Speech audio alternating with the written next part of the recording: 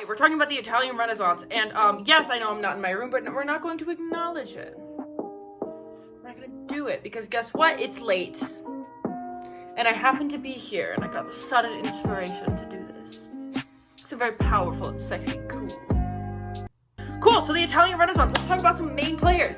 We're talking Michelangelo. We're talking, Sandra Bullock? No, Sandra... Leonardo da Vinci. We've also got all of the Ninja Turtles.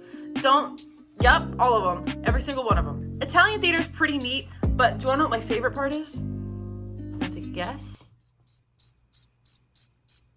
Y'all take too damn long. So my favorite part of Italian theater is Commedia dell'arte. It is my... Woo! Y'all probably saw the Roman theater project that I was a part of. Love Commedia dell'arte. You saw probably the Brian David Gilbert bit, which is... Commedia dell'arte was an Italian form of theater that was big in you saw it. Don't worry, you saw it.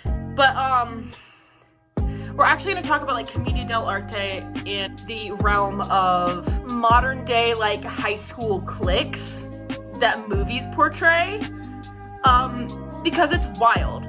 Movies really love to say, and they're the jocks because they wear their jackets and they are strong and mean to women. They're the nerds and they drink the milk and it come out their nose when they see a pretty lady. And then there's the outcasts, the people who are cool like us. It's Commedia dell'arte, except middle-aged men writing high schoolers. Okay, so before we get started, let's talk about Commedia dell'arte and like what it is.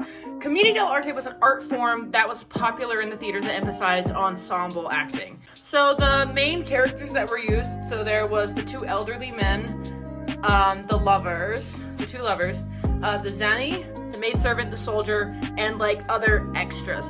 It mostly used masks and costumes to portray particular characters and like who they are, what they did, all the other stuff. Yeah, and so like you're hearing about these characters and you're seeing these masks and you go, Tally, are you sure? Are you sure that these are high schoolers written by middle-aged men? Are you positive? And the answer is yes. Don't ever fucking doubt me again. That was aggressive. We're actually gonna insert the clip from Mean Girls, where they're going around and talking about like who all the people are in the school and blah blah blah blah blah.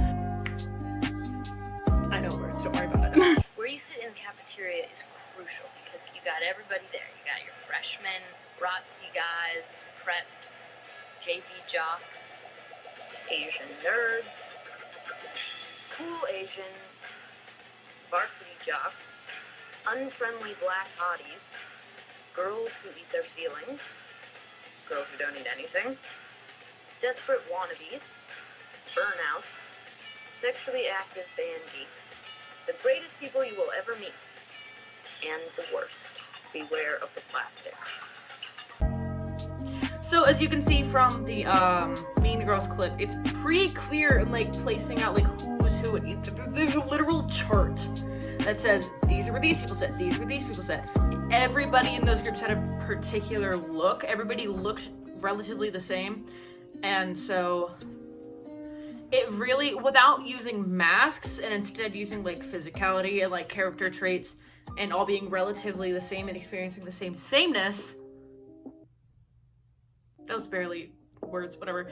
By doing all of that stuff, you get the same sense of everything being together-ish, you know what I mean?